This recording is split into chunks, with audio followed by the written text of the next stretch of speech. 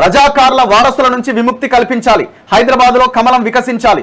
Old city road షోలో కేంద్ర హోంమంత్రి అమిత్ షా, లాల్ దర్వాజా అమ్మవారి ఆలయంలో పూజలు.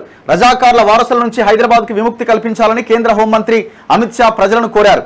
గత 40 ఏళ్లుగా రజాకార్ల వారసులు హైదరాబాద్ కు ప్రాతినిధ్యం వహిస్తున్నారని, ఈసారి హైదరాబాద్ లోక్సభ స్థానానికి బీజేపీ తరపున పోటీ చేస్తున్న మాధవీలతకు ఓటు వేసి భారీ మెజారిటీతో గెలిపించాలని విజ్ఞప్తి చేశారు.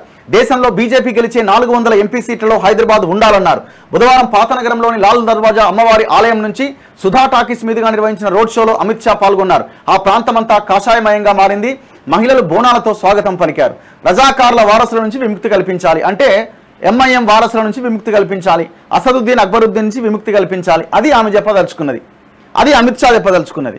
ఇక్కడ పాయింట్ ఏంటంటే ఈ బ్రదర్స్ మీద, ఈ ఓవైసీ బ్రదర్స్ మీద పెద్ద ఎత్తున భూ కబ్జా ఆరోపణలు ఉన్నాయి. వక్ఫ్ భూములు కానీ వేల కోట్ల ఆస్తులు కలిగి ఉన్నారన్న ఆరోపణలు ఉన్నాయి. ఒక్క ఈడీ కానీ ఐటీ కానీ ఒక్క కేసన్నా ఉన్నదా?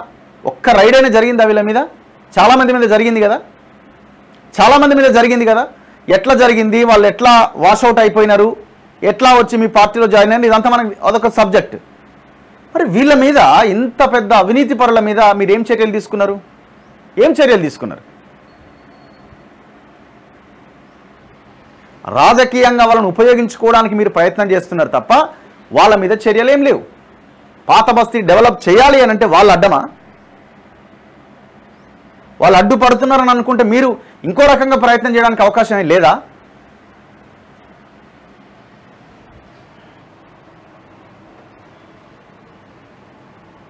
ఇది ఏం లేదండి. ఇక్కడ సింపుల్ ఏంటంటే అందరూ కలిసి, అన్ని పార్టీలు కలిసి, బీజేపీ, కాంగ్రెస్, బీఆర్ఎస్, ఆల్ పార్టీలు కలిసి అక్కడ అసదుద్దీన్ ఓవైసీని మంచి మెజారిటీతో గెలిపిస్తారు.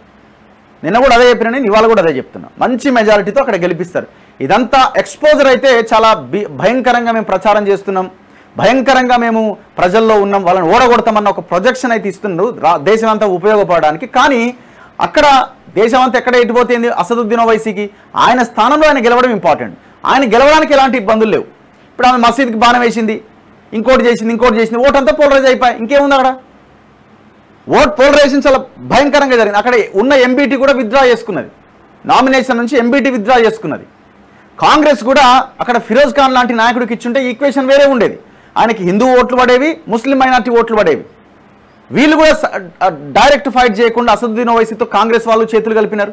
అందరూ కలిసిపోయి అసదుద్దీన్ ఓవైసీని గెలిపించడానికి మార్గం సుగమం చేస్తున్నారు. ఈ equation very very very clear. ఏమైనా ఆలోచించాల్సిన అక్కర్లే.